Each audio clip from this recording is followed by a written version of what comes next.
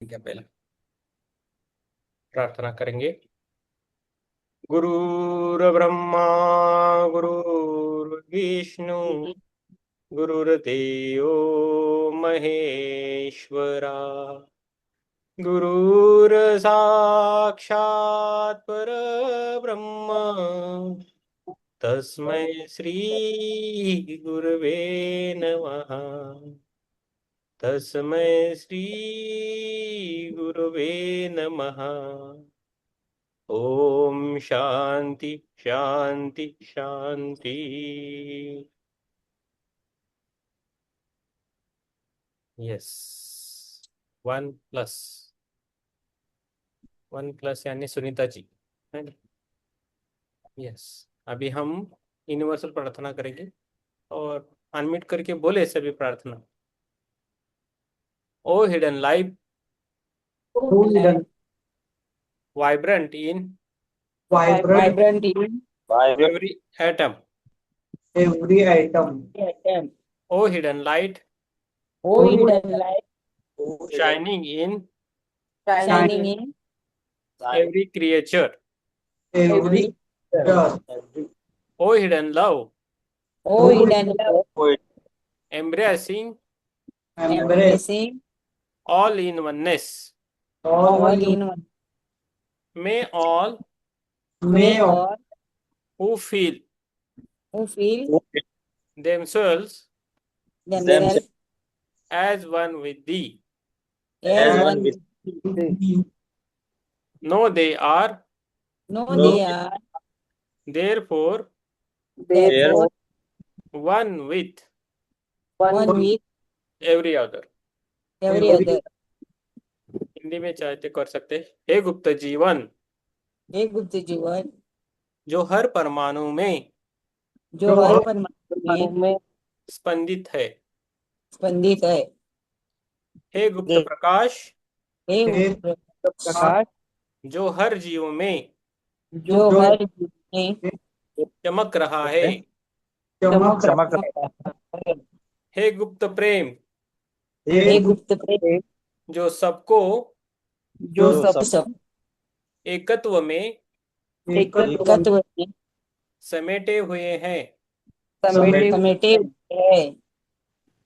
जो भी स्वयं को जो जो भी स्वयं को तेरे साथ मेरे तेरे साथ एक रूप महसूस करे एक एक रूप रूप महसूस करे वे जान ले कि वे में जान ले कि वे अन्य सभी के वे अन्य सभी के साथ भी एक है। साथ साथ भी है। यस, हमारे भी 19वीं बुक है थियोसॉफी की Kunjika, the key to theosophy, जो HP ब्लेवत्स्की ने लिखी है। 130 या 40 वर्ष पुरानी है वैसे बुक एकता। अब हम आ गए हैं अध्याय 5, थियोसॉफी की आधारभूत शिक्षाएं। इधर तक आ गए। सुनीता जी, आप कैमरा ऑन कर सकते हैं तो कीजिए। अभी ईश्वर और प्रार्थना का उसके बारे में है, जो प्रश्न उत्तर के रूप में है बुक है। ठीक है, तो ये प्रश्न के इसमें है ईश्वर और प्रार्थना की। तो मैं दो प्रश्न कुछ प्रश्न उत्तर करूंगा और एक इनको देंगे हम संदीप जी को। ठीक है, तो एक जिज्ञासु मीन्स हम है जो नहीं जानते जिस चीज को, थियोसॉफी इसके बारे में वो प्रश्न पूछते हैं, और थियोसॉफिस्ट को मीन्स थियोसॉफिस्ट जो है वो उत्तर देता है कि उसको क्या पता है, जब जो भी है वो बोल रहा है। ये प्रश्न उत्तर की है। ठीक है, यस सुनीता जी ठीक है ना? यस, और यस ठीक है। हम आपसे बात बाद में करेंगे। क्या होता है, कैमरा के सामने सभी आए तो हमारी एक प्रैक्टिस भी बनती है और हमारा लक्ष्य भी अच्छा रहता है। जिज्ञासु पूछता है, क्या आप ईश्वर में विश्वास करते हैं? थियोसॉफिस्ट को पूछते हैं कि क्या आप ईश्वर में विश्वास करते हैं? थियोसॉफिस्ट बोलते, यह इस बात पर निर्भर करता है कि ईश्वर से आपका क्या अभिप्राय है। यदि आपका अभिप्राय किसी देहधारी या जगत से परे और मानव रूपीधारी ईश्वर से है तो हम इस विचार को अस्वीकार करते हैं। ऐसा ईश्वर तो मनुष्य की ही विशाल छाया है, सर्वोत्तम मानव की भी नहीं। तो ऐसा बोलते। तो जिज्ञासु पूछता है इसका क्या कारण है? तो थियोसॉफिस्ट बोलता है यदि ईश्वर को अनंत और असीम कहा जाता है और विशेषता यदि वह निरपेक्ष और परिपूर्ण है तो वह स्वरूपधारी और किसी चीज का सृजनहार कैसे हो सकता है? स्वरूप का अर्थ है सीमित होना और साथ ही उसका एक आरंभ और अंत।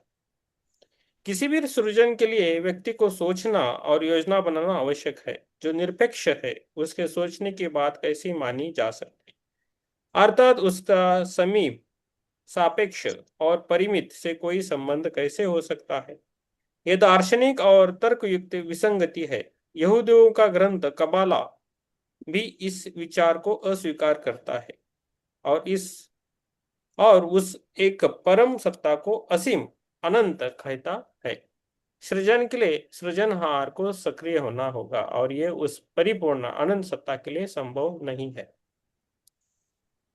तो भौगोलिक स्थिति के अनुसार जो भी धर्म है या धर्म ग्रंथ है और जो लोग रहा वहां रहते हैं उस प्रदेश में, उसके हिसाब से सब धर्म नीति चलती है। तो उसको हमें फॉलो करना है। हम भारतवर्ष में हैं तो भारत की जो जो भी ग्रंथ है, जो भी उसने बोला है, उसको हमें फॉलो करना है। अलग अलग जगह अलग रहते हैं पंथ परिपंथ, तो उधर वो फॉलो करना चाहिए। जैसा बोला जाता है ना, शादी में काला कोट पहनना है। अभी मई महीना चल रहा है, बाहर टेम्परेचर गोवा में 33 है या महाराष्ट्र में किधर 48 है, 45 है हर जगह। तो वो काला कोट पहन के आ गया और शादी के लिए रहा तो क्या होगा अंदर से? अंदर से क्या होगा उसको? गर्मी बहुत बढ़ेगी ना। वैसे मैंने बहुत भी, गर्मी। हाँ, गर्मी होगी तो वो नहीं करना है, हमारा रीति रिवाज से करना है। माना कि मेरे शादी में मैंने वही पहना था, तब मुझे समझ नहीं था, मुंबई से लेके आया था कोट। अप्रैल में हुई थी मेरी शादी, 5,000 का उस टाइम लेके आया था। तो मैं खुद लेके आया था।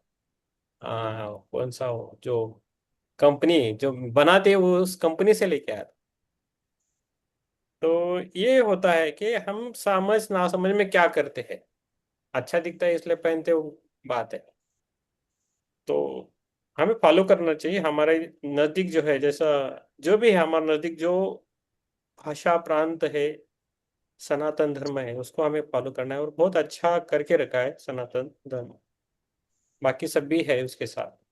तो हम किसी को ये नहीं करते, हमारा धर्म हमें फॉलो करना चाहिए। ठीक है। अभी अभी ये प्रश्न है ना, आप एक प्रश्न उत्तर कीजिए अभी संदीप जी। आप एक एक ही प्रश्न और उत्तर पढ़ना है, उसके बाद मैं दो करूँ। ठीक है, पढ़िए। जिज्ञासु, हम्म। तब क्या आप तब क्या आप अनिश्वरवादी है?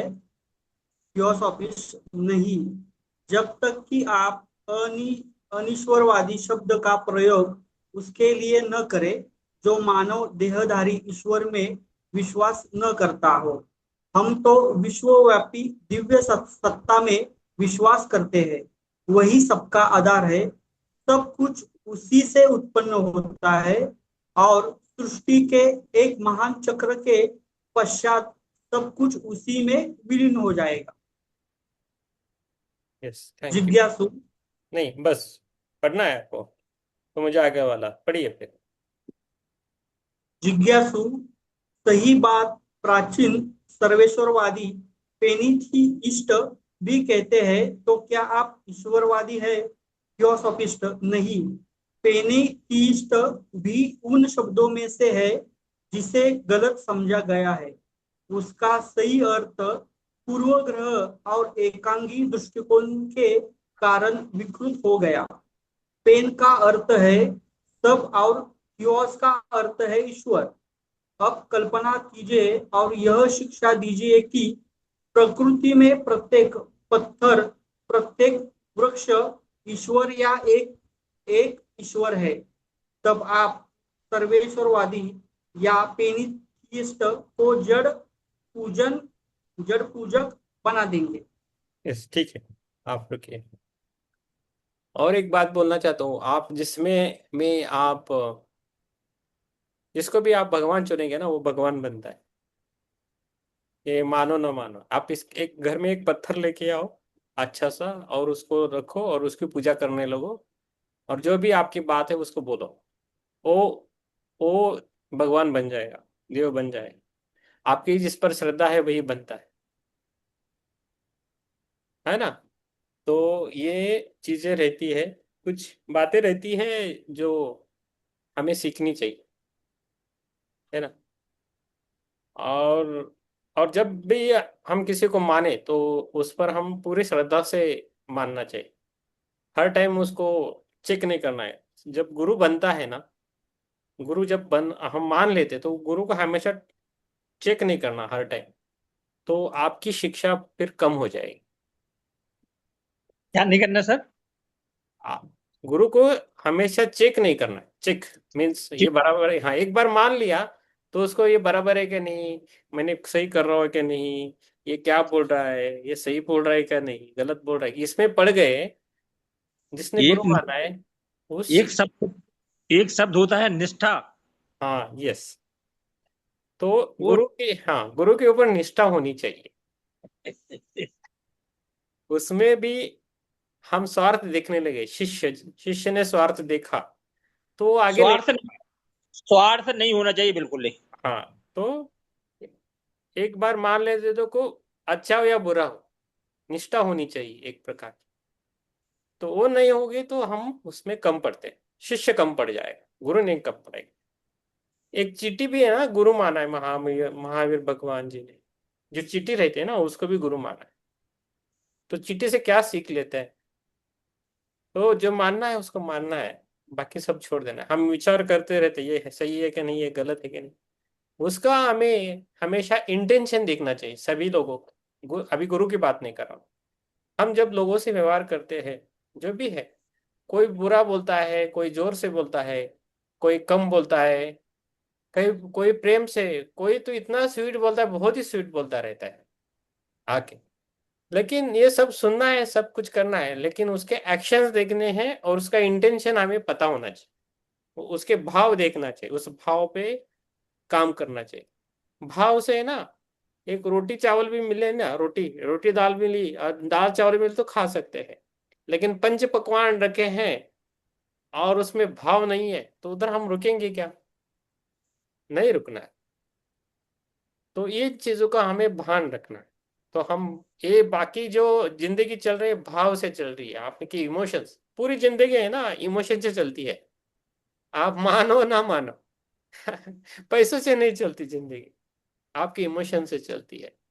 तो हमें ध्यान सिखाता है हमारा इमोशन कैसा होना चाहिए, बैलेंस कैसे रहना है लाइफ में, तो ध्यान सिखाता है। ठीक है, कोई श्रीमंत हो या गरीब हो वो नहीं मैटर करता है। ठीक है।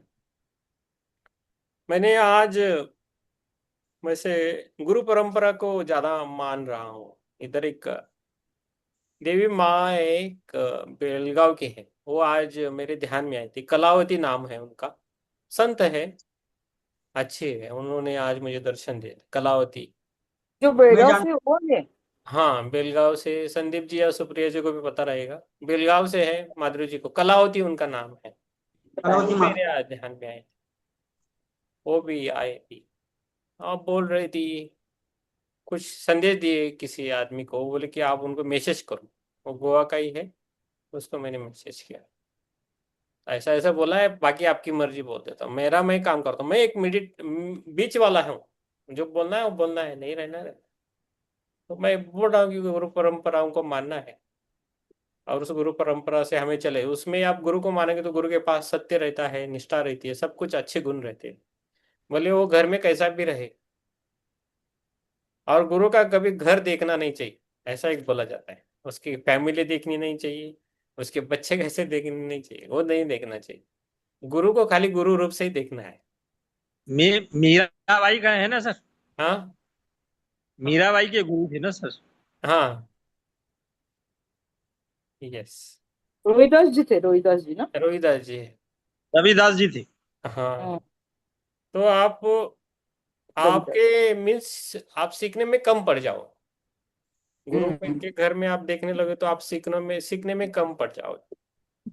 हर एक का कर्मा रहता है, हर एक का घर रहता है, सबका घर अलग रहता है। तो गुरु के बारे में बोल रहा हूँ, ये थोड़ा थोड़ा विषय हमारा चेंज हुआ, लेकिन कभी के बोलना जरूरी रहता है हम सबके लिए। तो हम एक साथ में जाएंगे, एक साथ रहेंगे, एक साथ जाएंगे, और लोगों को भी बोला। हमें गुरु परंपरा का थोड़ा ये, मुझे गुरु पर ज्यादा निष्ठा है। मेरा बचपन से लेके अभी तक मेरे लाइफ में गुरुओं का ज्यादा साथ मिला है। उन्होंने मुझे बहुत सारा सिखाया है इस दुनिया में आके। रिलेटिव से ज्यादा, रिलेशन से ज्यादा मुझे, मैं गुरु पर बहुत निष्ठा करता हूँ बचपन से लेके। जो गुरु बोलता है वही करता हूँ। अभी ऑफिस में तो उधर भी किसी को गुरु माना है, वो जो बोलता है वही करता हूँ। वो सही हो या गलत हो वो नहीं दिखता, वो बोला है वो करना है बस। बाकी बात नहीं।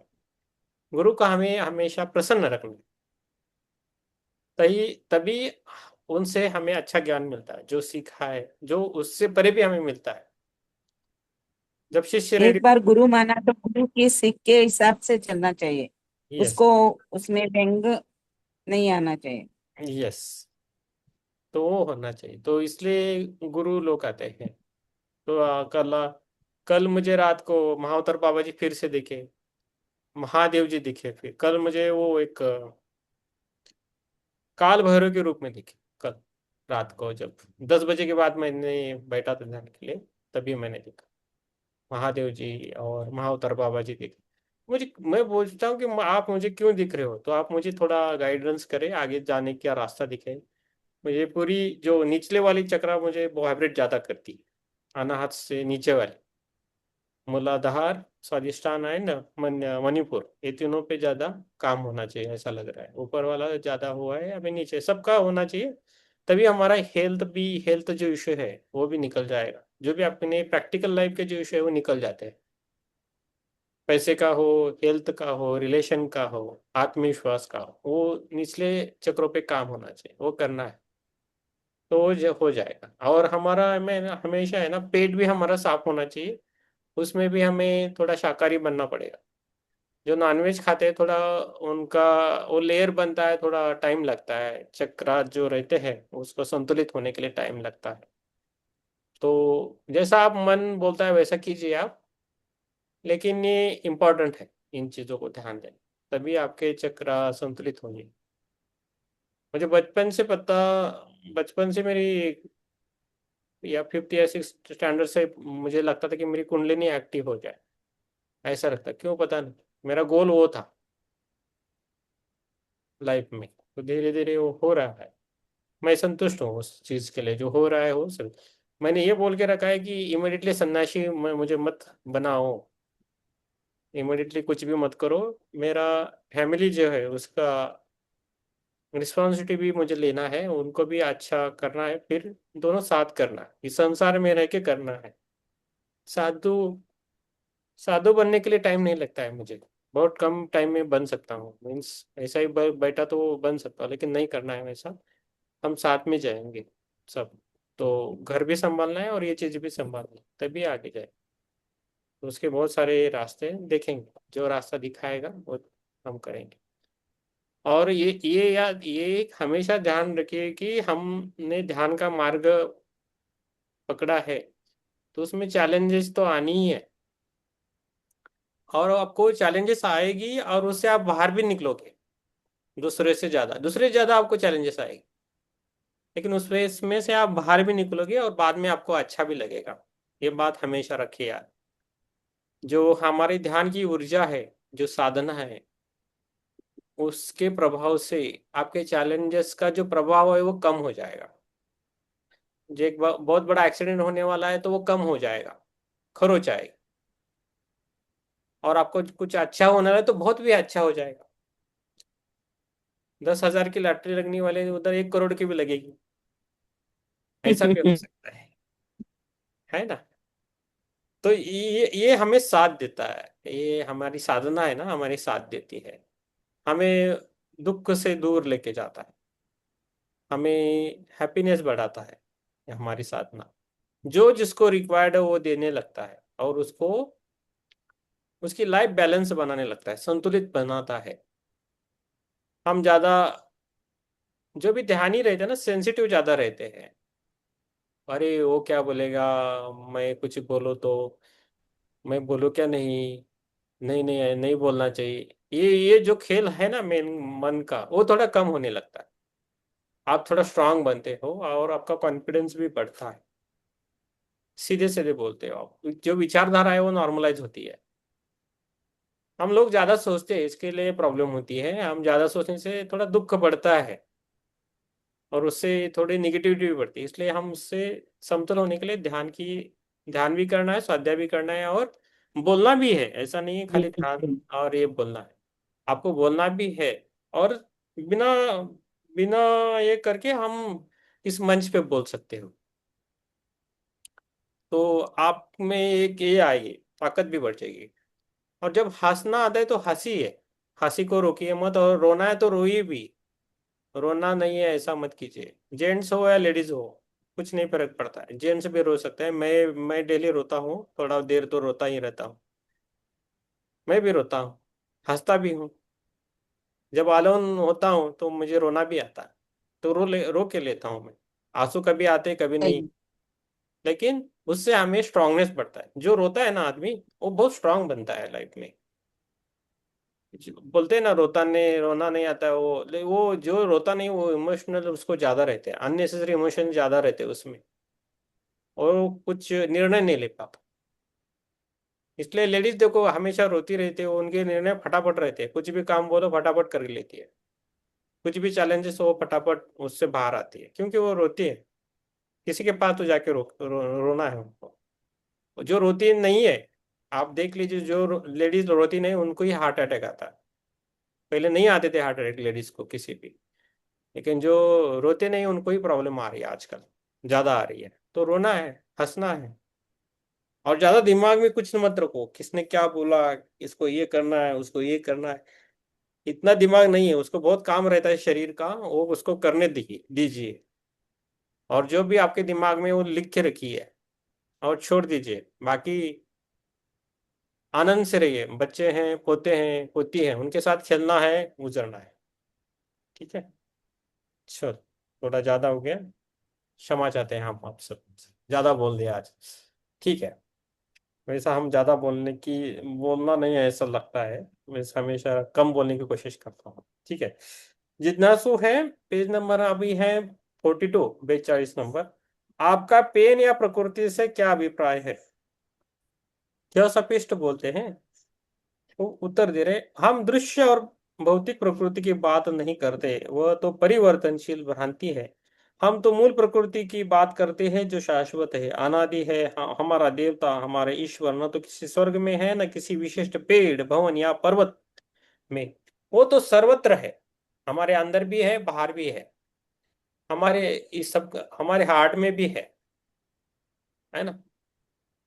कभी कभी महावतर बाबा जी बोलते हैं, मैं तुम्हारे अंदर हूं, तुम कहाँ ढूंढ रहे हो? मैं इधर अंदर हूँ, तुम कहाँ ढूंढ रहे हो? तो ढूंढने का बात ही खत्म होती है। तो सारे देवता इधर अंदर जाके बैठते।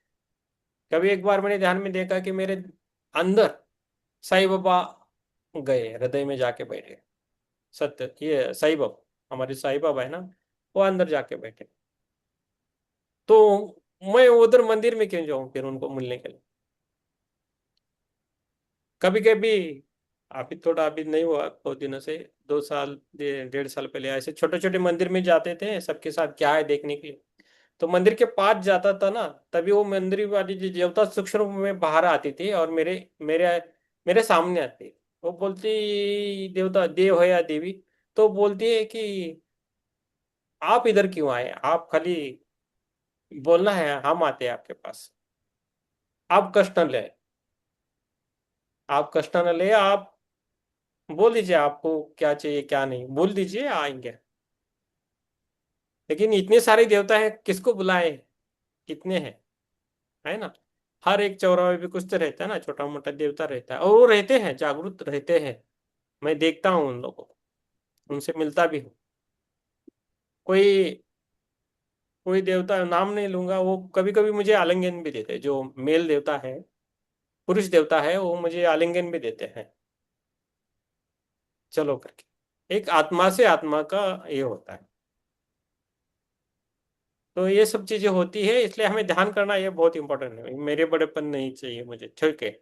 चलो, तो हम पेन जो आपका पेन या प्रकृति से क्या अभिप्राय है, क्या सापेक्ष बोलते हैं। हम दृश्य और भौतिक प्रकृति की बात नहीं करते, वो तो परिवर्तनशील भ्रांति है। हम तो मूल प्रकृति की बात करते हैं जो शाश्वत है, अनादि है। हमारा देवता, हमारे ईश्वर न तो किसी स्वर्ग में है, न किसी विशेष पेड़, भवन या पर्वत में। वह तो सर्वत्र है, वह तो प्रकृति दृश्य तथा अदृश्य प्रत्येक कण कण में है, प्रत्येक अणु और परमाणु के अंदर बाहर चारों ओर व्याप्त है। वही अंतर्विलेत और विकास की रहस्यमय शक्ति है, वो सर्वव्यापी है, सर्वसमर्थ और सृजनात्मक शक्ति से संपन्न सर्वज्ञ है।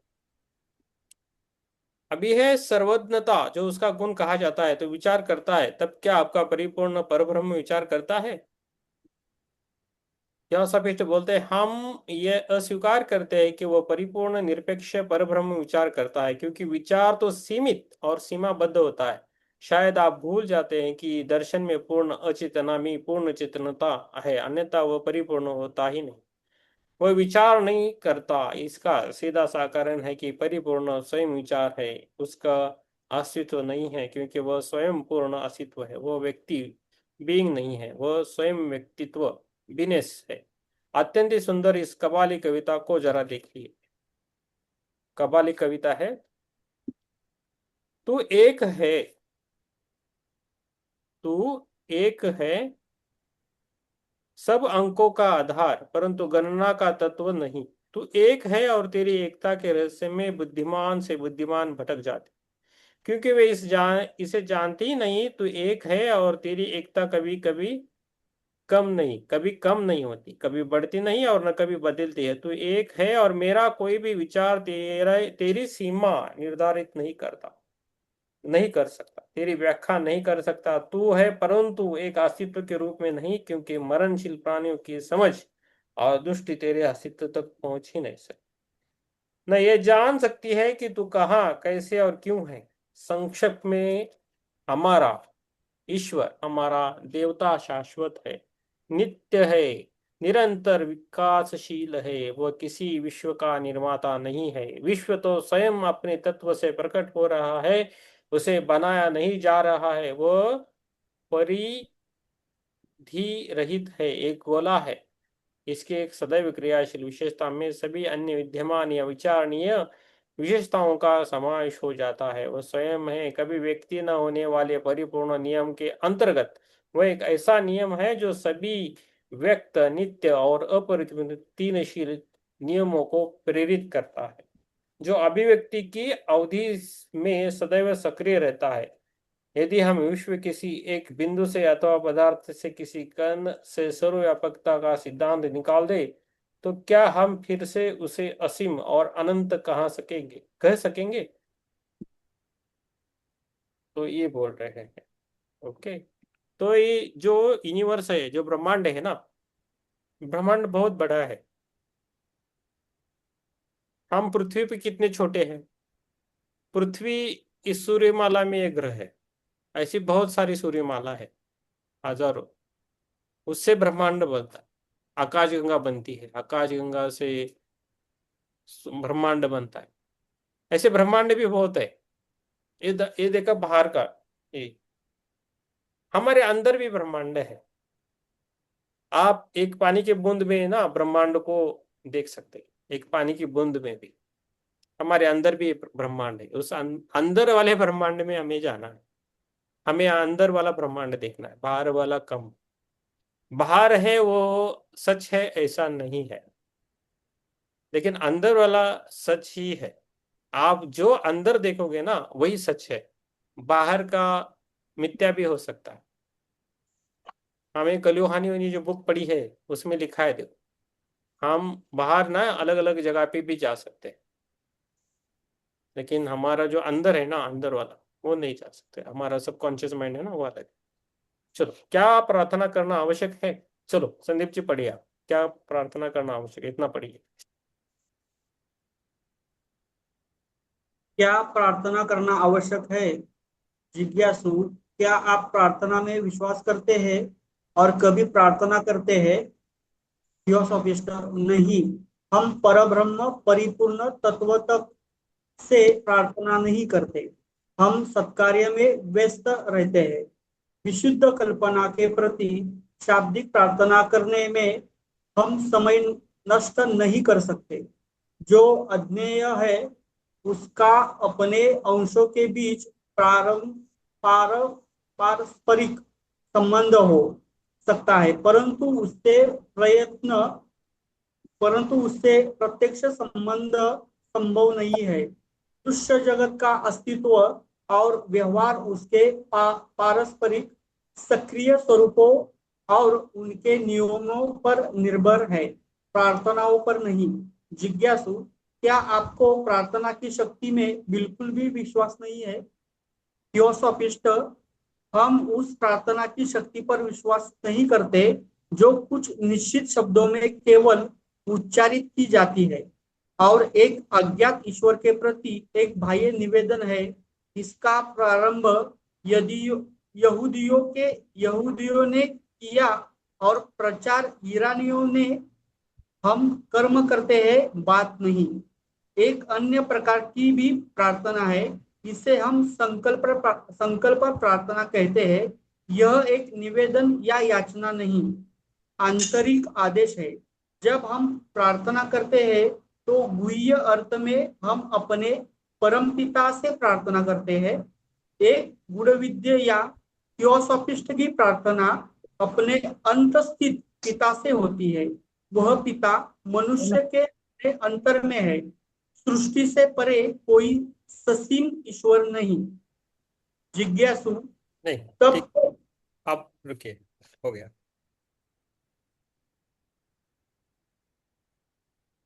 ठीक है, तो सृष्टि में परे कोई ससीम ईश्वर नहीं है। तो ये ये भी बात हमेशा याद रखनी कि हमारे अंदर ही ईश्वर है, हमारे अंदर ही सब कुछ है। कुछ किधर हम नहीं जा सके तो ऐसा नहीं बोलना चाहिए कि उधर जाना नहीं हो नहीं पाया, मेरी कुछ आकांक्षा या इच्छा रह गई। तो हमारे अंदर सब कुछ है, उसको मानना है। ठीक है, और हमारी जो इच्छा आकांक्षा उसको लिखे और ज्यादा से ज्यादा परिपूर्ण कंप्लीट करने की कोशिश कीजिए, नहीं तो उसी इच्छाओं को फिर से आना पड़ता है। मैं तो मरने से पूर्व बोलता है ना, मैं देख लूंगी तुमको, मैं देख लूंगा तुमको, फिर से मैं आऊंगा और तुमको मार के जाऊंगा। तो उसके लिए पर फिर एक जन्म लेना पड़ता है। इसमें नुकसान उसका होता है, उसका जो मारने वाला का नहीं, वो फिर से आने वाला बोलता है ना, तो उसका नुकसान फिर से उसको जन्म लेता है वो, पुनर्जन्म वगैरह तो होता ही है। ठीक है, जिज्ञासु, तब तो आप मनुष्य को एक ईश्वर बना रहे हैं। थियोसॉफिस्ट बोलता है, कृपया ईश्वर कहिए, एक ईश्वर नहीं, कृपया ईश्वर कहिए, एक ईश्वर नहीं। हमारे अनुसार मनुष्य का अंतरात्मा ही एकमात्र ईश्वर है। हम उसे ही स्वीकार करते हैं और यह अन्यथा हो भी कैसे सकता है। हमारे इस सिद्धांत को स्वीकार कीजिए कि ईश्वर सर्वत्र व्याप्त असीम अनंत सत्ता है। तो फिर मनुष्य के उस दिव्य तत्व से अंदर बाहर सब और वे सिक्त वे बिना कैसे रह सकता है। हमारा पिता वो दिव्य सार तत्व है जिसका अनुभव हम अपने अंदर, अपने हृदय और अपनी आत्मिक चेतना में करते हैं। इसका उस मानव देहधारी कल्पना से कोई संबंध नहीं है जो हम अपने भौतिक मस्तिष्क में बना। क्या तुम नहीं जानते कि तुम ईश्वर के मंदिर हो और ईश्वर का ही आत्मा तुम में निवास करती है। अतः कोई भी हमारे अंदर के उस सार तत्व का मानवीकरण न करे। कोई भी फिलोसफिस्ट यदि वो मानवीय नहीं दिव्य सत्य को स्वीकार करता है तो यह न कहे कि वो ईश्वर ससीम मानव की पुकार सुनता है या वह असीम तत्व में भिन्न है, क्योंकि सभी तो एक है। इसके अतिरिक्त जैसा अभी कहा गया है, प्रार्थना निवेदन या याचना नहीं है। ये तो एक सत्य है, ये एक गुप्त प्रक्रिया है। इसके द्वारा जो सीमित इच्छा और विचार असीम परमात्मा द्वारा आत्मसात नहीं की जा सकती, आध्यात्मिक संकल्प और दृढ़ संकल्प में परिवर्तित हो जाती है। इस प्रकार को आध्यात्मिक रूपांतरण कहा जाता है। हमारी उत्कृष्ट आकांक्षाओं की तीव्रता साक्ष प्रार्थना तो ऐसे पारस में बदल देती है जो लोहे को शुद्ध सोना बना बना दे। हमारी संकल्प प्रार्थना सक्रिय और सृजनात्मक शक्ति बन जाती है और हमारी इच्छा के अनुकूल परिणाम उत्पन्न करती है। तो ईश्वर, जो हम मंदिरों में जाते हैं ना, क्यों जाते हैं मंदिरों में पता है? हम मंदिरों में क्यों जाते हैं? कोई बोल सकता है टेम्पल में क्यों जाते हैं, मंदिरों में क्यों जाते हैं? और हर एक जो ओल्ड मंदिर है, टेम्पल है, उसको भी 7 चक्र रहते हैं, हमेशा याद रखिए। सहस्त्रार चक्र मंदिर के गर्भाशय में रहता है, और मूलाधार चक्र बाहर जो हम अंदर जाते हैं ना, गेट, उधर रहता है। तो वो जो पहले वाले ओल्ड मंदिर है ना, उसमें भी 7 चक्र रहता है। वो 7 चक्र पार करके ही हम गर्भाशय में जाते हैं। तो हम मंदिर में क्यों जाते हैं पता है आपको? तो मंदिर में हम जाते हैं ऊर्जा लेने के लिए जाते हैं। तो हम जब गर्भाशय में जाते हैं, तो हजारों लोग, करोड़ों लोग उधर जाके वो प्रार्थना करके, भक्ति करके रहते हैं, तो उस गर्भाशय में ऊर्जा रहती है। तो हम उसको लेने के लिए आते हैं। कोई महीने में जाता है, कोई वीकली जाता है, कोई हर दिन जाता है, कोई 2 टाइम जाएगा, कोई साल में भी जाएगा। लेकिन उस मंदिर में वो ऊर्जा।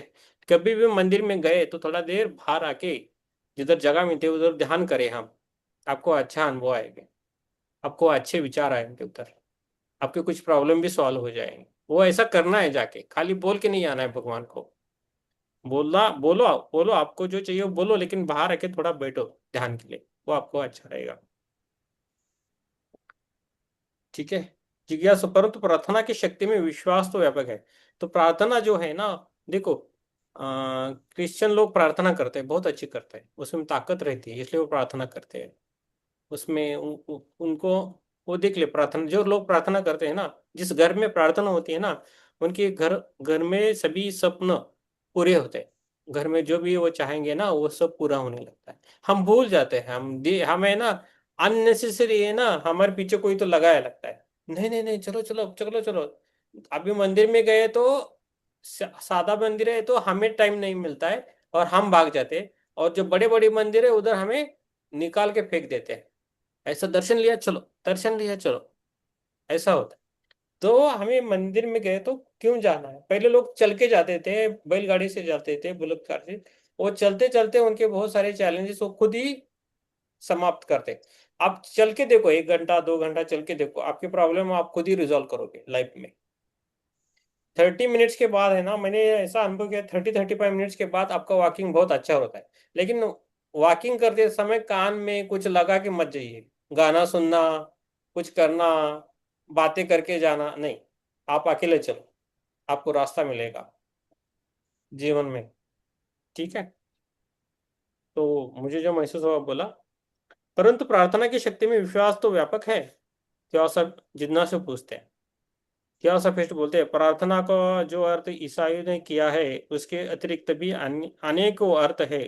इसका अर्थ केवल निवेदन या याचना नहीं है। प्राचीन काल के समान इसका उद्देश्य ईश आह्वान या मंत्र योग था। हिंदुओं के मंत्र अर्थात लयबद्ध प्रार्थना के भी लगभग यही अर्थ है। प्रार्थना के एक निवेदन भी हो सकता है, चाहे वो अभिशाप या अनिष्ट के लिए हो या कल्याण के लिए।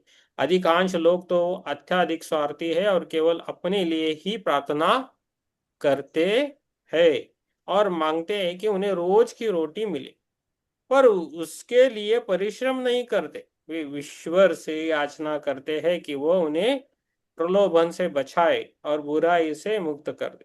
प्रार्थना को आज जिस रूप में समझा जाता है, उसको 2 अनिष्टकारी परिणाम होते हैं।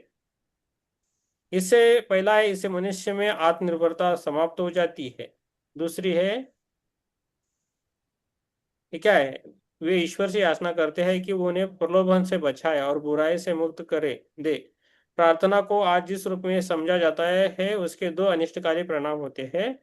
पहला, इससे मनुष्य में आत्मनिर्भरता समाप्त हो जाती है। दूसरा है, उसकी स्वभाव जन्य स्वार्थपरता और अहम अहम भावना और भी भयंकर रूप से बढ़ जाती है। मैं फिर दोहराती हूँ कि इस पवित्र संसर्ग कम्युनियन में और अपने परम पिता के साथ मिलकर कार्य करने में विश्वास करते।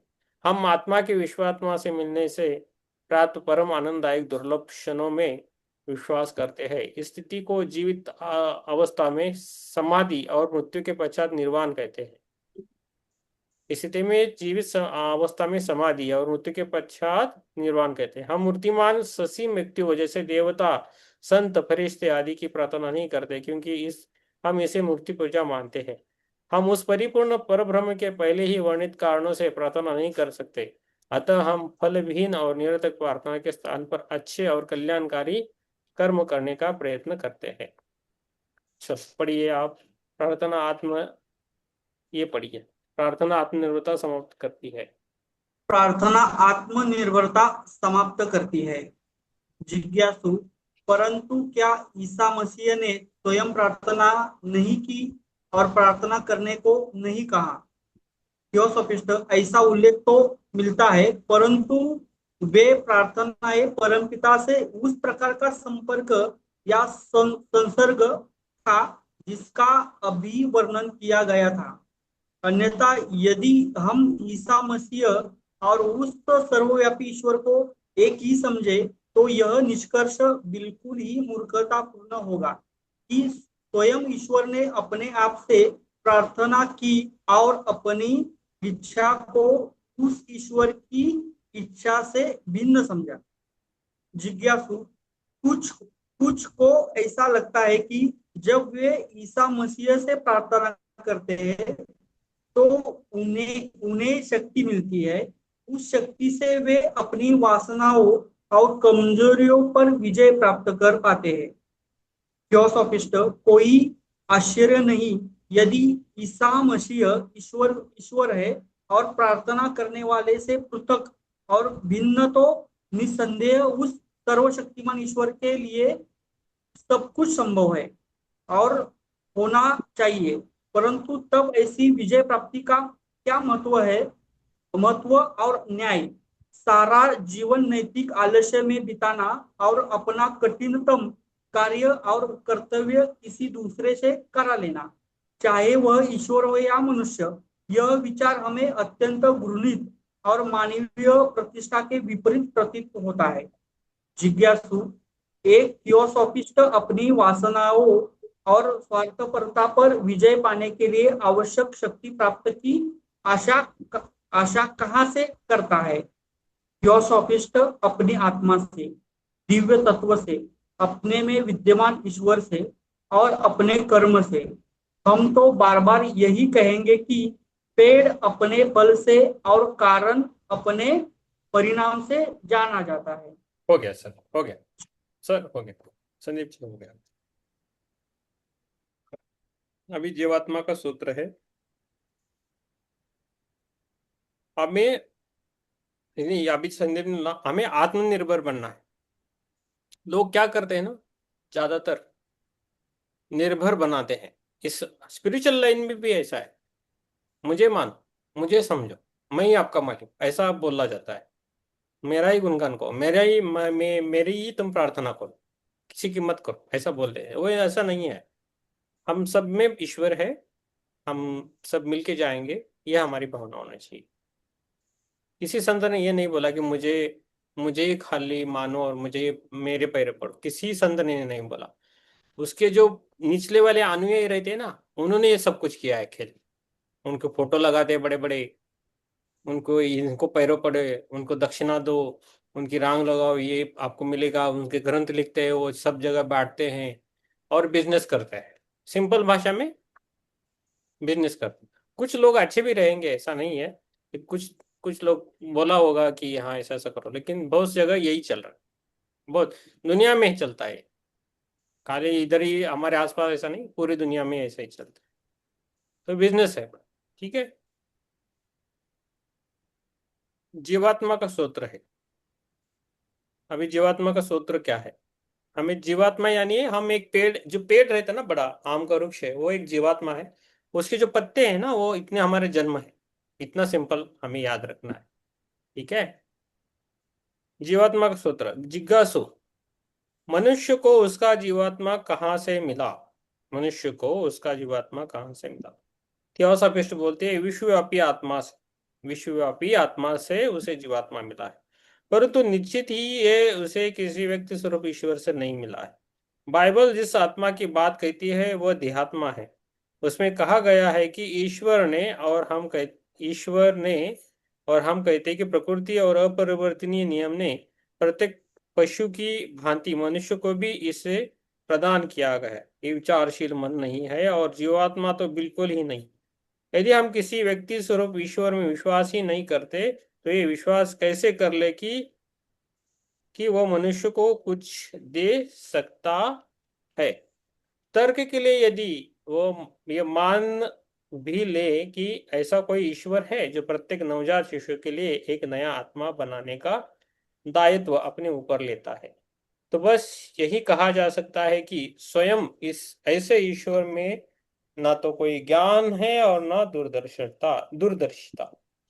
जिस कृपा, न्याय, समदृष्टि और सर्वज्ञता का ही बात ईश्वर के विषय में कही जाती है, जिस कृपा, न्याय, समदृष्टि और सर्वज्ञता की बात ईश्वर के विषय में कही जाती है, वह इस सबसे मेल नहीं खाती। तो फिर से मैं पढ़ता हूं, जिस कृपा, न्याय, समदृष्टि और सर्वज्ञता की बात ईश्वर के विषय में कही जाती है, वह इस सबसे मेल नहीं खाती। ये तथा कुछ अन्य कठिनाइयां ऐसे चट्टाने हैं जिनसे टकराकर धर्मशास्त्रीय सिद्धांत प्रतिदिन और हर क्षण शत विकसित शत विकसित होते रहते हैं। तो ये पाठ हो गया अभी। अच्छा है पाठ। Thank you. कल पूर्णिमा है, हाँ याद रखिए, हम अच्छा ध्यान करवाएंगे। हमारा कल आज कल आपने पूर्णिमा कल पूर्णिमा है ना। आज बता रहे सर? आज शुरू हो गई है पूर्णिमा। आज सुबह मॉर्निंग शुरू हो गई। कल दोपहर तक है, तो आज ये रात को ही है। चलो आज ही करेंगे, फिर कल भी करेंगे, आज भी करेंगे पूर्णिमा का ध्यान। कल हमारा गुजरात 3 बजे दोपहर को भी है, 3 बजे गुजरात इसमें भी है। आप आइए सब, ध्यान जिसको करना है पूर्णिमा को, ठीक है। हम डाल देंगे इसमें। चलो आराम से बैठे, पूर्णिमा ध्यान करेंगे। कल सत्य का किया, आज पूर्णिमा का करेंगे। अच्छा करेंगे। यस, आपको जैसा लगे बैठिए, पिरामिड के आप डालिए, आराम से बैठिए। जो अपने को जो लगता है वैसा में ध्यान करना चाहिए।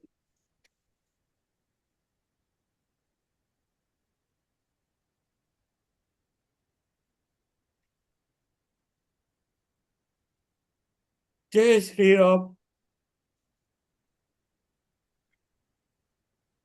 9:56 हो गए हैं वैसे।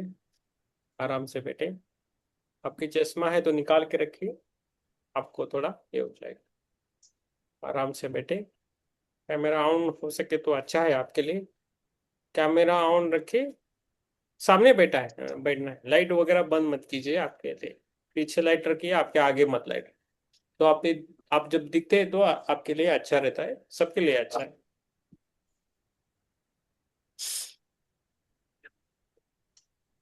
आराम से बैठे और अपनी सांसों पे ध्यान देना है। आज पूर्णिमा ध्यान है, थोड़ा अलग तरीके से करूंगा, कल भी करना है। पूर्णिमा का ध्यान है, ठीक है।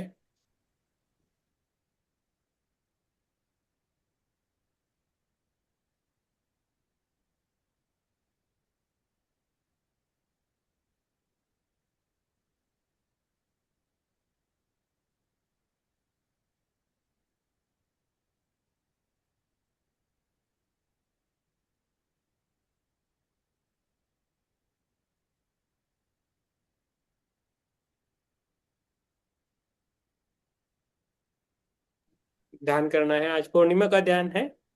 और हम ऊर्जा पाएंगे हमारे शरीर के लिए, हमारे आत्मा के लिए, हमारे जीवात्मा के लिए, हमारे इमोशंस के लिए, हर एक चीज के लिए जो हमें जरूरत है। हम जिस लाइफ में संतुलित बनना चाहते हैं, हमारी जो भी बीमारियां है वो कम होनी चाहिए और विलुप्त होनी चाहिए। हम हमेशा हेल्दी रहना चाहिए, इसके लिए हम ध्यान करेंगे। हमें आराम से बैठना है, पीठ की जो रीढ़ है उसको सीधा रखना है। स्पाइनल कॉर्ड हमें ऐसा स्ट्रेट बैठना है। स्ट्रेट, हमेशा ध्यान के लिए स्ट्रेट बैठना है, ऐसा ऐसा नहीं बैठना, ओके। ठीक है, आंखों को बंद करके बैठना है और आराम से बैठना है।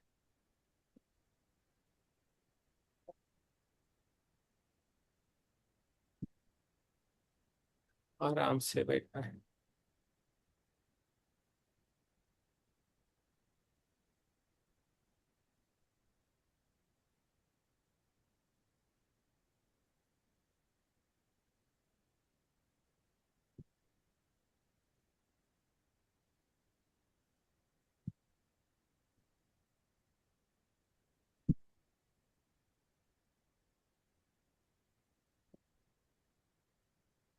हाँ, ले, आराम से बैठना है। सुप्रिया जी, हो सके तो ओके, आप सो गई तो सो के कर सकते हैं, नहीं तो कैमरे के सामने बैठे। सुनीता जी, आपका कैमरा नहीं दिखता है, हाँ।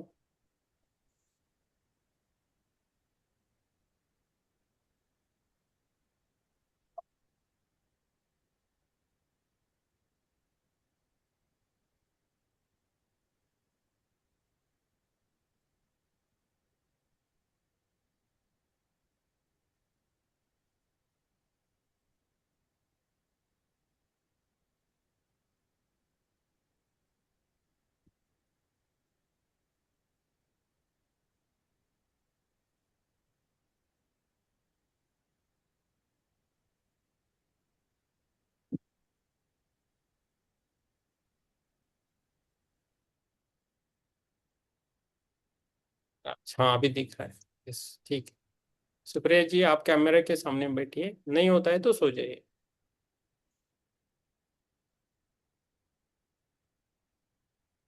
आज फुल मून, आज है पूर्णिमा का ध्यान करेंगे आप, आज थोड़ा टाइम लगेगा।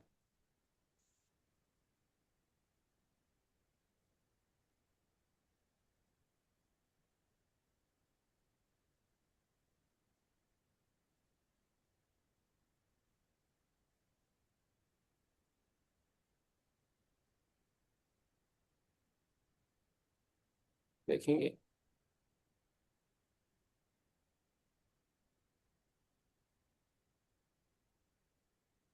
आराम से बैठे, थोड़ा अलग रहेगा हमारा ध्यान आज का। आज फुल मून ध्यान करेंगे। आराम से बैठे, मैं भी आपके साथ रहूंगा। रीढ़ की, हमारी जो रीढ़ है सीधी रखें, स्पाइनल कॉर्ड सीधा रखें, आंखें धीरे धीरे बंद करें, दोनों हाथ ज्ञान मुद्रा में रखें या आनापान सती में रखें, हाथों को क्रॉस करना है। हर श्वास के साथ शरीर शांत हो रहा होना चाहिए, मन स्थित हो रहा है।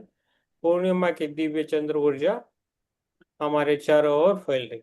आज भी पूर्णिमा है, तो उसकी दिव्य ऊर्जा, जो लाइट है, हमारे चारों ओर है। आराम से बैठना है। हर श्वास के साथ शरीर हमारा शांत हो रहा है। हर श्वास के साथ हमारा जो शरीर है वो शांत हो रहा है। मन स्थिर हो रहा है, हमारा मन स्थिर हो रहा है। पूर्णिमा की दिव्य चंद्र ऊर्जा आपके चारों ओर फैल रही है। पूर्णिमा की दिव्य चंद्र ऊर्जा आपके चारों ओर फैल रही है। मन ही मन कहे, मैं शांत हूं।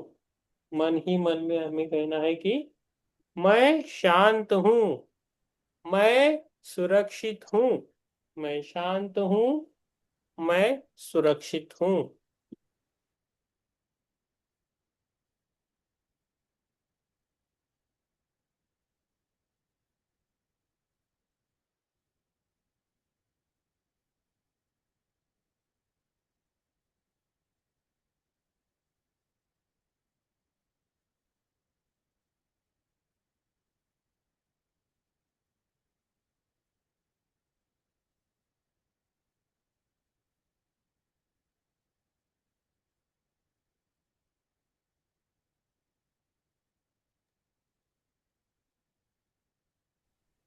मैं ब्रह्मांडीय ऊर्जा से जुड़ा हूं, मैं शांत हूं, मैं सुरक्षित हूं, मैं इस ब्रह्मांडीय ऊर्जा से जुड़ा हूं। श्वास को लेना है और छोड़ देना है, श्वासों को लेना है और छोड़ देना है शांत से। श्वास और चंद्र ऊर्जा ध्यान। कल्पना करें कि पूर्णिमा का उज्जवल चंद्रमा आकाश में चमक रहा है। अभी चमक रहा है, बाहर है लेकिन हम घर में हैं, चमक रहा है। उसकी शीतल चांदी जैसी रोशनी धीरे धीरे हमारे सिर पर उतर रही है। चांद की वो शीतलता, चांदी जैसी रोशनी धीरे धीरे हमारे शरीर पे उतर रही है।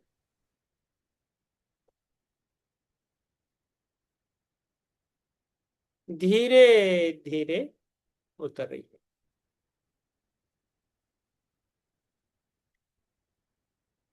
और हमें वो हमारा जो सहस्रार चक्र है उसे वो प्रकाशित कर, हमारा जो सर पे जो उधर चोटी रहती है ना बच्चों के, उधर सहस्त्रार चक्र है, उसको वो प्रकाशित कर रहा है। ये चंद्र प्रकाश, ये चंद्र प्रकाश हमारे मन को शांत कर रहा है। जो चंद्र प्रकाश है वो हमारे मन को शांत कर रहा है, हमारे से तनाव, चिंता, क्रोध और भ्रम को दूर कर रहा है। हमारा तनाव, चिंता, क्रोध और भ्रम को दूर कर रहा है। हमारे जो भी ब्रेन रिलेटेड जो भी डिसीजेस है वो कम कर रहा है। हमें मन से वो स्ट्रांग बना रहा है। हर श्वास के साथ चंद्र ऊर्जा भीतर जा रही है। हर श्वास के साथ वो चंद्र ऊर्जा धीरे धीरे भीतर जा रही है।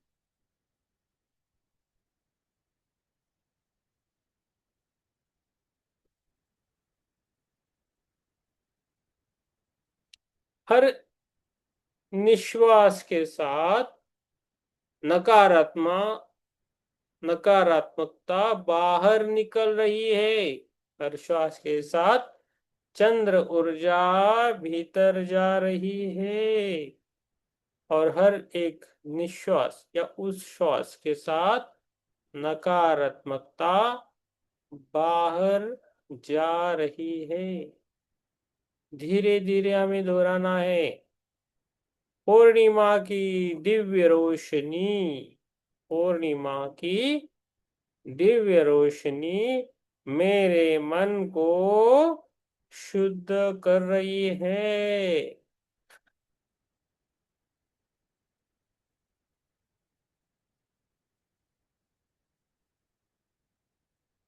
पूर्णिमा की दिव्य रोशनी मेरे मन को शुद्ध कर रही है। मेरा मन शांत, स्थिर और निर्मल है। मेरा मन शांत, स्थिर और निर्मल है। मैं प्रेम, शांति और सत्य का प्रकाश हूँ। मैं प्रेम, शांति और सत्य का प्रकाश हूँ।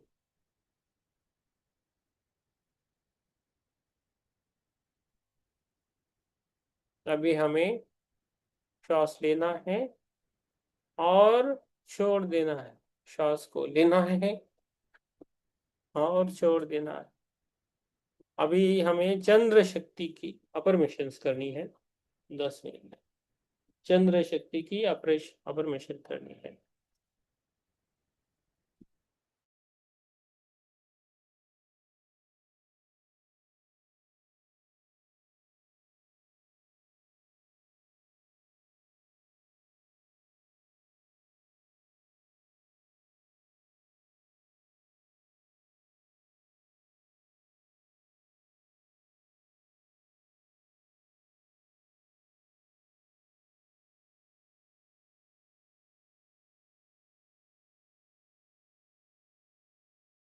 चंद्र शक्ति की अभी हम ध्यान ध्यान से सुनिए। श्वास को लेना है और छोड़ देना है, 2-3 बार करेंगे। अब मन ही मन, अब मन ही मन धीरे धीरे हमें ये अफर्मेशन दोहरानी है। चंद्रमा की दिव्य ऊर्जा मेरे मन को संतुलित कर रही है।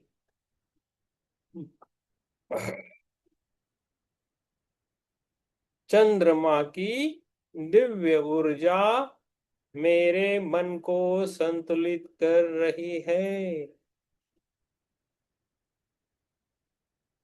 मेरे विचार सकारात्मक और शक्तिशाली है।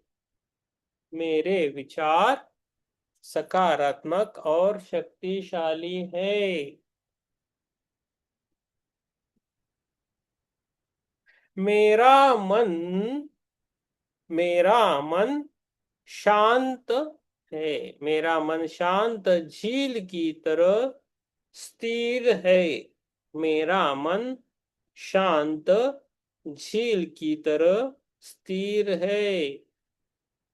मैं हर भय से मुक्त हूं। मुझे किसी का डर नहीं लगता। मैं हर भय से मुक्त हूं। मैं हर भय से मुक्त हूं। मैं ब्रह्मांडीय सत्य से जुड़ा हूं। मैं ब्रह्मांडीय सत्य से जुड़ी हूं। पूर्णिमा की रोशनी मेरे भीतर की चेतना को जागृत कर रही है। पूर्णिमा की रोशनी मेरे भीतर की चेतना को जागृत कर रही है। मैं प्रेम, करुणा और दिव्यता से भरी हूं। मैं प्रेम, करुणा और दिव्यता से भरा हूं। मेरे भीतर अनंत शांति है। मेरे भीतर अनंत शांति है। मुझे बार बार किसी का गुस्सा नहीं आता। मुझे बार बार किसी का गुस्सा नहीं आता। मुझे कोई बोले या टोके तो मैं उस पर विचार करता हूँ और फिर मैं बोल देता हूँ या चुप बैठता हूँ।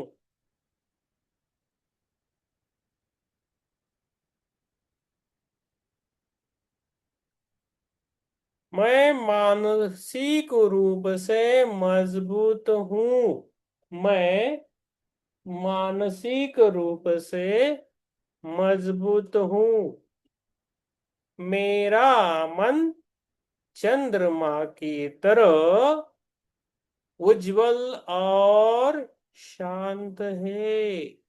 मेरा मन चंद्रमा की तरह उज्जवल और शांत है। थोड़ी देर के लिए शांत बैठे हमें, श्वास को लेना है और छोड़ना है। ऐसा 3 बार करना है।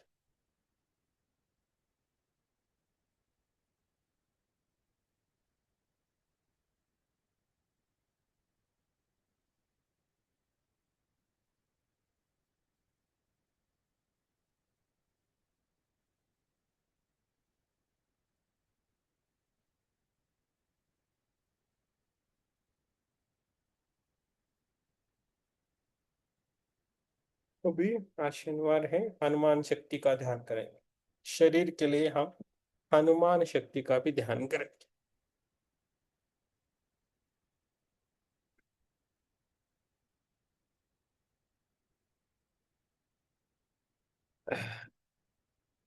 कल्पना करें कि अब है ना, अपना पूरा ध्यान अपने शरीर पर लेके आना है। अब अपना ध्यान शरीर पर लेके आना है और कल्पना करें कि भगवान हनुमान आपके सामने खड़े हैं। भगवान हनुमान आपके सामने खड़े हैं। असीम शक्ति उनके पास है, साहस और भक्ति के साथ। वो आपके खड़े हैं, आपके सामने खड़े हैं। कल्पना करें कि भगवान हनुमान जी आपके सामने खड़े हैं, असीम असीम शक्ति, साहस और भक्ति के साथ। उनके शरीर से लाल सुनहरी दिव्य ऊर्जा निकल रही है। उनके शरीर से लाल सुनहरी दिव्य ऊर्जा निकल रही है। वह ऊर्जा आपके पूरे शरीर में प्रवेश कर रही है। वो पूरी हनुमान जी की ऊर्जा आपके पूरे शरीर में प्रवेश कर रही है। वो आपकी मांसपेशियों में फैल रही है, आपकी हड्डियों में फैल रही है, रक्त में जा रही है, हर कोशिका शक्ति में भर रही है। हनुमान जी की ऊर्जा आपके शरीर के मांसपेशियां, हड्डियां, रक्त और हर एक कोशिका में जा रही है। ऐसा हमें महसूस करना है। मन ही मन दोहराए, मन में ही बोलना है, हनुमान जी की शक्ति मेरे भीतर प्रवाहित हो रही है। हनुमान जी की शक्ति मेरे भीतर प्रवाहित हो रही है। मेरा शरीर मजबूत हो रहा है। मेरा शरीर स्वस्थ हो रहा है। मैं ऊर्जावान बन रहा हूँ। मैं ऊर्जावान बन रहा हूँ। मैं साहसी हूँ। मैं साहसी हूँ। मैं अनुशासित हूँ। मैं शिस्तबद्ध हूँ। मैं शिस्तबद्ध हूँ। मैं निर्भय हूँ। मैं निर्भय हूँ। मेरे भीतर अद- अद्भुत जीवन शक्ति है। मेरे भीतर अद्भुत जीवन शक्ति है। मेरे शरीर की हर कोशिका दिव्य ऊर्जा से जागृत हो रही है। मेरे शरीर की हर कोशिका दिव्य ऊर्जा से जागृत हो रही है। अब कुछ क्षण हनुमान मंत्र का मानसिक जाप करें। अब कुछ क्षण हनुमान मंत्र का मानसिक जाप करें। ओम हनुमते नमः। ओम हनुमते नमः। ओम नमो हनुमंत। ओम हनुमते नमः।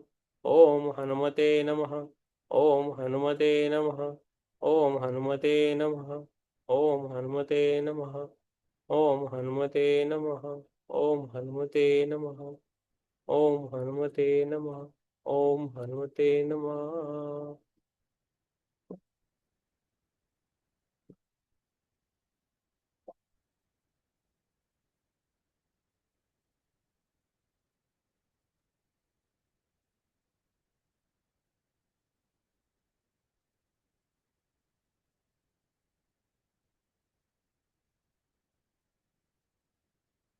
धीरे धीरे गहराई से पूर्ण श्रद्धा के साथ, धीरे धीरे गहराई से पूर्ण श्रद्धा के साथ महसूस करें कि आपका शरीर शक्ति और स्थिरता से भर रहा है।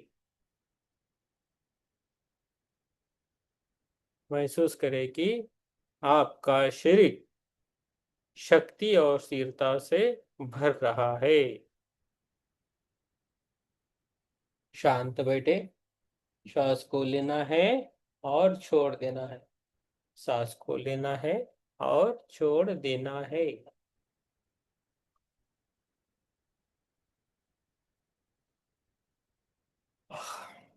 अभी हमें कृतज्ञता ध्यान करना है। कृतज्ञता व्यक्त, ग्रैटिट्यूड, थैंक यू बोल। अब अपने हृदय केंद्र पर ध्यान लाए। अपना जो हृदय है उधर हाथ लगाना है। हमारे छाती में जो हृदय है उधर हमें हाथ लगा के चेक करना है। उधर हमारा हृदय केंद्र है। पूर्णिमा के चंद्रमा को धन्यवाद दे।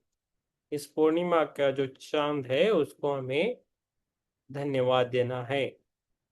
पूर्णिमा के चंद्रमा को धन्यवाद देना है। मन ही मन कहे, हे चंद्रदेव, हे चंद्रदेव, आपकी शीतल रोशनी के लिए धन्यवाद। आपकी शीतल रोशनी के लिए धन्यवाद। मेरे मन को शांति देने के लिए धन्यवाद। मेरे मन को शांति देने के लिए धन्यवाद। मेरे चेतना को प्रकाशित करने के लिए धन्यवाद।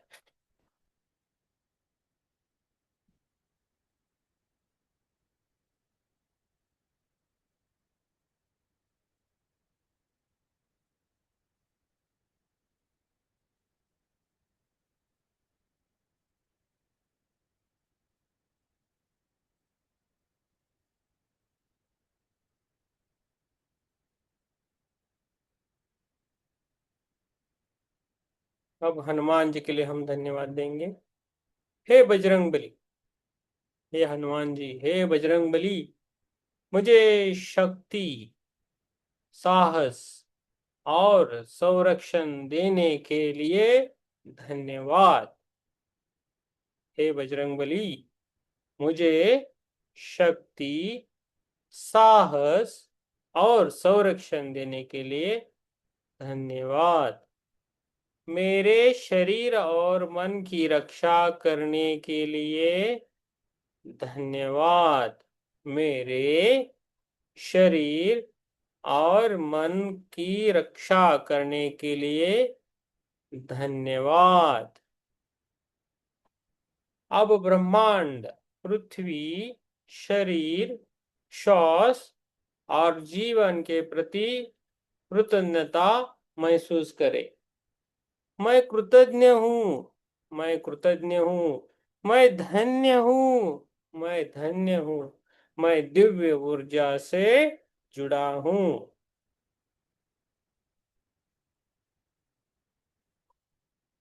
अभी मन में ही मन में बोलना है।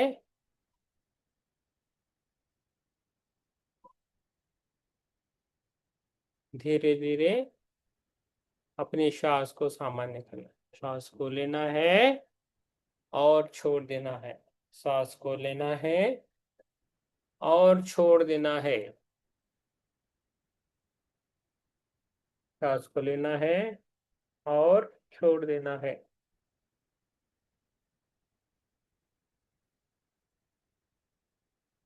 महसूस करें कि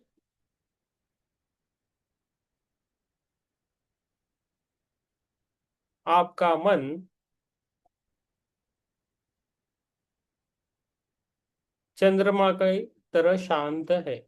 महसूस करें कि आपका मन चंद्रमा की तरह शांत है और शरीर हनुमान शक्ति से भरा हुआ है। मन ही मन अंतिम अफर्मेशन करना है।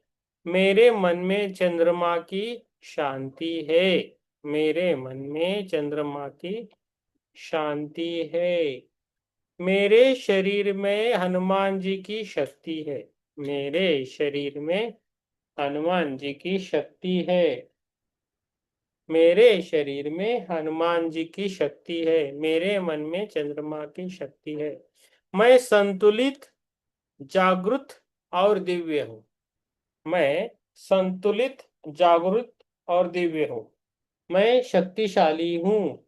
मैं स्ट्रांग हूँ। मैं होशियार हूँ। मैं स्टडीज में अच्छा हूँ। मुझे हर कोई सुनता है। भी हमें धीरे धीरे बाहर आना है। धीरे धीरे हमें ध्यान ध्यान से बाहर आना है। ओके। हमारे जो पैर है, पैरों की उंगलियों को हल्का सा हिलाना है। हाथों की उंगलियों को हल्का सा हिलाना है और दोनों हाथ खोल के अपनी आंखों पे रखना है आराम से 5 सेकंड के लिए।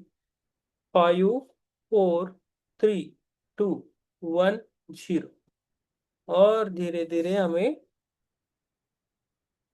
अपनी आंखों को खोलना है अपने हाथों में। चेहरे को सहला सकते हैं पूरे हाथों से अपने हाथ हाथों को हथेलियों से अपने हाथों को पैरों को भी हम उसकी एनर्जी दे सकते हैं।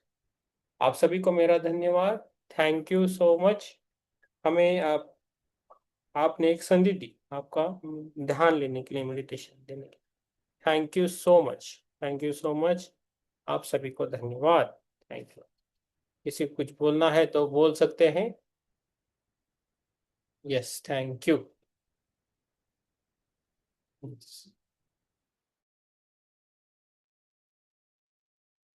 Thank you. Yes, Sandeep ji बोलना है, बोलिए। सर, मुझे ऐसा लगा कि मैं सच में चंद्रमा की चेतना से जुड़ा हूँ। हम्म। और मैं खुद एक पहाड़ था। और वो पहाड़ के आजू बाजू जो पत्थर रहते हैं ना, छोटे मोटे, और हम्म। सब वो पत्थर जो है ना वो नीचे आ रहे हैं। हम्म।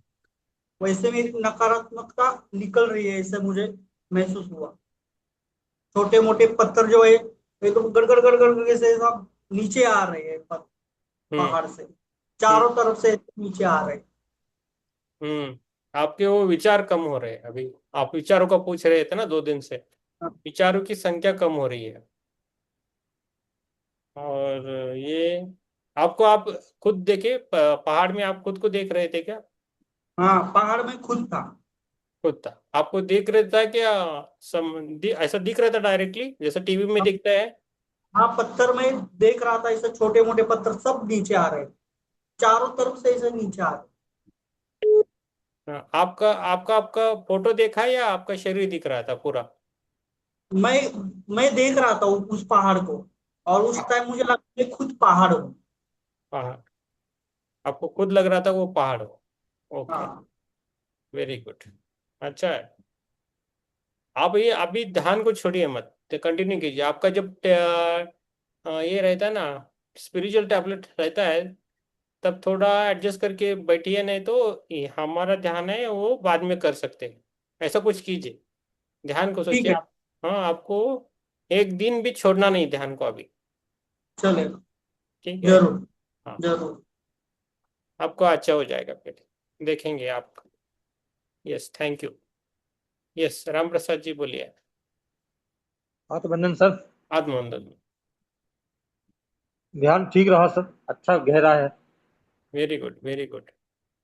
मतलब ये अंतर आत्मा में अंदर घुसने की कंटिन्यूटी रहा। हाँ, कुछ कौन? लाइट हम्म। लाइट वाइट जलती रही। हम्म। ठीक रहा कुल मिला के। हम्म। अच्छा है, बहुत अच्छा है। आपका धन्यवाद सर, यूनिवर्स का धन्यवाद। यस, धन्यवाद। आपको जो भी कुछ लगता है ना संदीप जी और राम प्रसाद जी, आप ग्रुप में लिखे तो दूसरे लोगों को भी एक इंस्पिरेशन मिलता है ना ये। उन कुछ लोगों को बोलने की जरूरत नहीं पड़ती, अपने आप ध्यान में आएंगे। ठीक है, सुप्रिया जी। जब आंखों पे हाथ रखे थे सर ना, हाँ। उस हाँ। समय जरूर ये हनुमान जी की छाया जैसी हाँ। आई हो गई। हाँ, very good, very good, very good. बहुत अच्छा है। करिए सर, राम प्रसाद जी आप डेली रहिए रहिए। Okay, thank you. Supriya ji आप है क्या? सुप्रिया जी, सुप्रिया जी नहीं, उनकी तबीयत ठीक है। ठीक है। यस, माधुरी जी आपको धन्यवाद, थैंक यू। आप है ना ग्रुप में लिख सकते हो, सभी जन आप ग्रुप में लिख सकते हो, ग्रुप कोई नहीं देखता। जो भी आपको लगता है। माधुरी जी हर दिन लिखती है, उनका वो प्रयास मुझे अच्छा लगता है। आपको उनके आप कमेंट मिलेगा ही मिलेगा, ध्यान के बाद इमीडिएट लिखते हैं। लेकिन और भी लिख सकती है माधुरी जी, आपको जो लगता है और ज़्यादा कुछ लगता है वो भी लिख सकते हैं, है ना? यस, ठीक है। कल मेरा 3 बजे एक है मेडिटेशन गुजरात पे, इसके इस पर है गुजरात के मंच पे। 3 बजे से 4 बजे तक है। पूर्णिमा का ही लूँगा। और उसके बाद हमारा 9 बजे का भी रहेगा।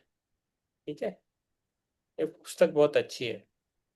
ठीक है, और किसी कुछ पूछना नहीं है तो हम यहाँ बंद करेंगे 10:30 बजे। ठीक है, यस। हाँ, प्रार्थना करनी बच गई है ना, हम प्रार्थना करेंगे। वो प्रार्थना में भूल जाता हूँ, आप कोई है तो मुझे भी बोल दीजिए। मैं वो करनी है डेली प्रार्थना, मैंने लिख के रखी है। ओके, वो है आराम से बैठ के करना है। ओम सर्वे सुखिनः सन्तु, सर्वे सन्तु निरामया, सर्वे भद्राणि पश्यन्तु, महा कश्चित् दुःख भाग भवेत्। ओम शांति शांति शांति। सभी को धन्यवाद, थैंक यू, शुभ रात्रि। Problem sir.